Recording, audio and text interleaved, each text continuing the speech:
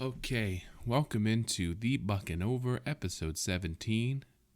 Coming into today, our daily overs 5, 9, and 2. Season win total up to 8 wins out of 65. Today's episode, we have Game 1 Pirates Brewers recap. Over-under was at 7 runs. Mitch Keller and Brandon Woodruff on the bump. Big Willy style. Willy Adames had himself a day. Couldn't be stopped. Mainly because the wrong bullpen showed up. That bullpen that we saw all weekend, not today. Had a problem with runners in scoring position, and we have a little segment special for today. Welcome to the show. Welcome to the Pirates.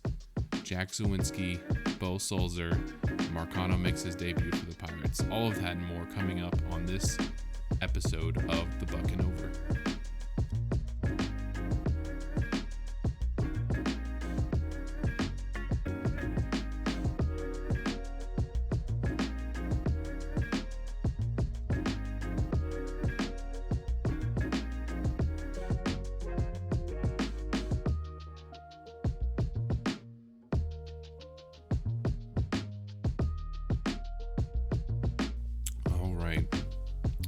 Game 1 Pirates Brewers. Announced attendance was around 8,500, but if you watched on TV, it looked closer to 1,500. I saw a lot of empty seats. But, it's a Tuesday. It's early in the season. It was a little chilly today. I think we got down into the 40s. So I don't blame Bucko Nation for not getting out to the game today. But we did have a game played anyway. So let's get into it. First inning woes. Mitch Keller. They're back. Willy Adames hit a home run, scores Colton Wong, 2-0 right out the gate. Bottom of the second, though, Perez double home Newman, made it 2-1. Then Mitch Keller settled down. Got through the next couple innings. Top of the fifth, Willy Adames shows up again, doubles home Kane and Wong, and that made the score 4-1. That pulled Mitch Keller, brought in Aaron Fletcher. Aaron Fletcher got out of the inning just fine. Bottom of the fifth, Ben Gamel doubled home Vogelback, 4-2, and then Newman singled up the middle. Hayes and Gamel score 4-4, and that was the Bucn Over in the fifth inning. 7 runs seemed easy, and it was.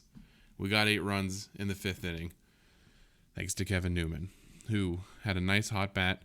Had a little bit of a groin problem though, so they pulled him out. Which was a shame because he was 2 for 3 and he was looking good at the plate. Then Derek Shelton leaves in Fletcher in the top of the sixth for some reason. Has this awesome bullpen to use and he leaves in Fletcher. And it's not like it's been a big stretch. They just had a day off yesterday, so you have all these fresh arms ready to go. Tie game. Tyrone Taylor triples. Rowdy Tellez scores 5-4. Navarez singles, scores Taylor 6-4. Well, that's Aaron Fletcher. He's out. But you're still thinking, if you keep the score within 2 runs, you got a chance, right? Heath Hembry comes in. Wong singles home Navarez 7-4. Willy Adames, again, home run. Jace Peterson and Colton Wong scored. It's now 10-4. And that was it for Hembry. When I say Willy Adames had a day, he had a day. Bottom of the fifth, Michael Chavis, who was in for Van Meter, who stunk, hit a sac fly. That scored Hayes, 10-5. And then the bottom of the eighth, Zawinski, who got on a fielding error, scored on a Vogelback groundout, and that made it 10-6. Hayes sac fly, scored Marcano, who I believe that was the inning he had his double. So it's 10-7.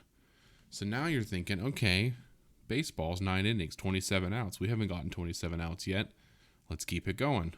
Top of the ninth, though, had Chavis at third for some reason. I'm not really sure why, but threw the ball way over the first baseman's head. That allowed Taylor to reach. Yelich scores 11-7. And then a Narvaez single scored McCutchen. But on that same play, Rowdy Tellez was rounding third, and he was thrown out on a really nice throw by Marcano. So that's 12-7, going to the bottom of the ninth. Then Roberto Perez grounds into a force out. Yoshi scores. It's 12-8. So now Brewers are sweating. They bring in Hader because you got men on 12-8. A home run keeps it within run. And Hader, unfortunately, closed the door. And that was it for the game. 12-8 was the final. Bucn over cleared by both Willy Adames and the Pirates. So if, at the beginning of the game I would have told you the Pirates by themselves would hit the over, I feel like you'd take that every time. It was just unfortunate that, the bullpen kind of let him down a little bit. Mitch Keller had a very average day.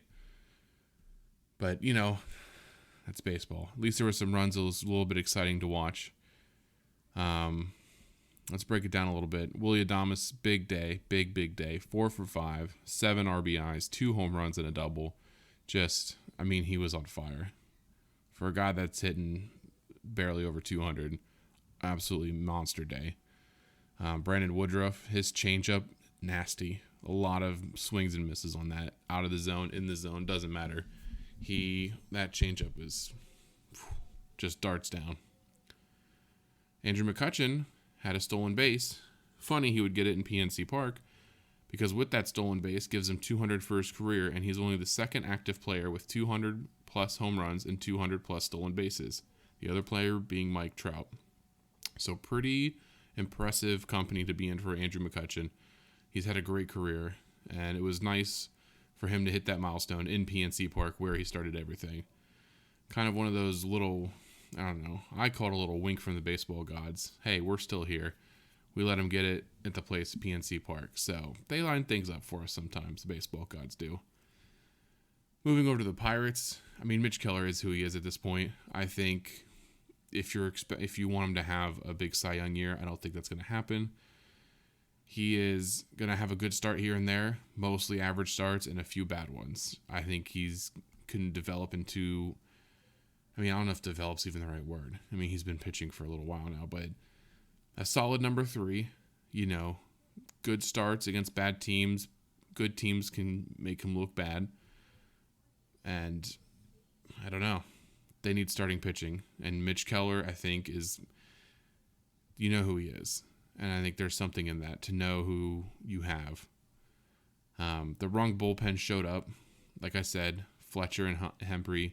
When you have Will Crow, David Bednar, Dylan Peters absolutely lights out and dominating, and then you leave Fletcher in for a second inning. I don't think Fletcher's a 2-inning guy. I think you bring him in for an out or two, or if you want to give him a full inning, that's fine, but 2 innings, I don't think that's his game. I don't think that's where he is going to, his rut or whatever you want to call it, that's not his lane. And Hembree, I think he's up and down. He can have good start, or he can have good outings, he could have bad outings. Hembree's going to be, he'll be a roller coaster to watch all season long. The RISP, runners in scoring position today, not great. I want to highlight this because this is the kind of stuff that the Pirates need to get good at. You're 2 for 14 with runners in scoring position. Yoshi Tsutsugo, 7 left on base. 7. And that's your 4-hole hitter batting 192. I'm not saying you need him to take him out of the lineup. I do think you need to get him out of the cleanup spot. I don't think he needs to be in there anymore. Put him in the 6th or 7th hole.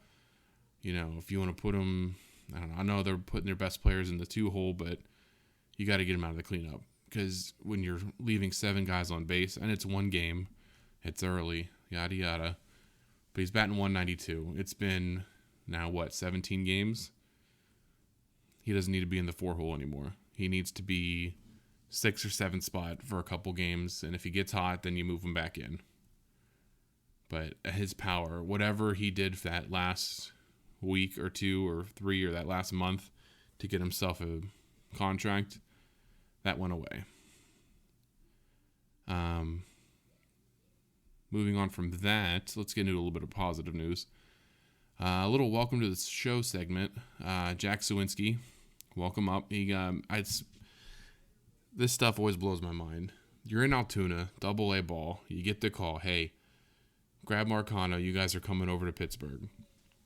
So you're playing in front of 2,000 to 3,000 people in AA, and you come over to the majors. You step on the fine grass, the better dirt, better clubhouse, and there's less fans.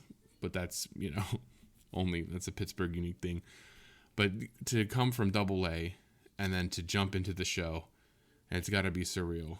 There will be memes, I'm sure, when you see Sawinski getting ready for his first at bat. He kind of had the wide eyes and he was kind of breathing heavy and like, take a deep breath. Oh, okay, let it out. He did all right. He made some contact. He got on base in the 8th on an error, and he scored in the 8th. And in the 9th, he got his second chance. Another little nod from the baseball gods. Hey, we're going to let people, walk, get on base, so you have another chance. He slapped a single on the first pitch, and it had to feel so good for him to get that out of the way and, go in the record books as being a part of the show. Marcano made his debut for the Pirates. He already played for the Padres last season, but this was his team debut. He came in, pinch hit, and for, I forget who he came in for. He ended up playing left field. Gamble went to center, but he had a double, a nice, solid double, and then he also had that nice defensive play from left field to get to Rowdy Tellez at home. So a really solid first game for Marcano, debuting. These guys came over because Brian Reynolds and Cole Tucker are on the COVID-19 sick list, whatever that is.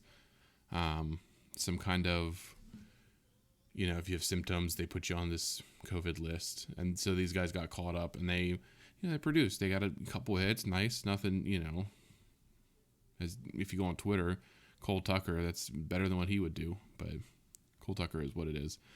But the star of the show, for the Welcome to the Show segment, was Sulzer. Bo Sulzer, 2 2/3 innings, 4 Ks, a walk, no earned runs. There were a couple runs that were accredited to him, or he was responsible for, but there was a throwing error, so they weren't earned runs. But he looked good. Struck out McCutchen, his very first batter. First Pirate to do that since 1970, I believe they said on the broadcast. And it was great. I love seeing these moments. The family in the stands cheering him on. There's like 500 people in the stands, so you can hear him across the park. And he came in, and I thought it was going to be a 1-inning deal, a 2-inning deal. He did 3 innings, 2 2/3. He couldn't get that last out, but he looked really good in his first pitching debut for the Pirates. It was really nice to see that coming up for him. Also, with that little bit of the crowd was so small. Just as I wrote a little note here, a little sidebar. The crowd was so small. We didn't get any woos. We didn't get any whistles. It was crazy. Usually you get the woo people out in about the 8th inning, but that's baseball. It was kind of fun. Also, one little last little note. Hader was in, 2 people on, and they started doing the Cueto chant for Hader, and he had 2 balls and a strike, and you're like, man, could this really happen? Marcano was at the plate, and you're like, could this really? And that's what I love about baseball. It's what everybody who watches baseball and likes baseball loves about it, is that you get a hit, you get a walk, you bloop one, you keep the train moving, and a 4-run lead can evaporate with only 1 out. You just never know. Is it probably going to happen? No. But you never know if it could happen, and that's why you watch.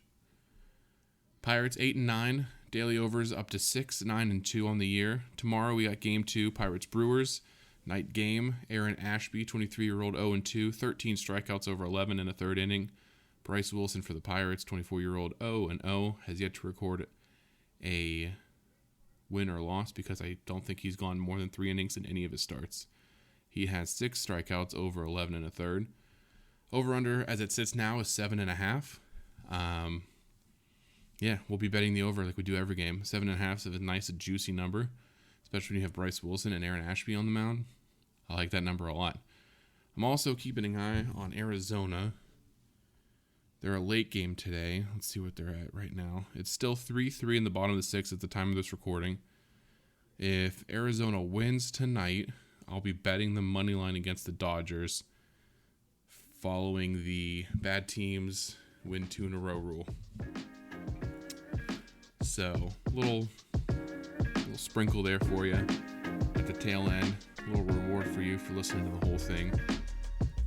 Baseball, every day. We're back at it tomorrow. Nice to have a day off yesterday, but we got the over today. Let's do it again tomorrow. Let's get a Bucko win. This was the Bucn Over.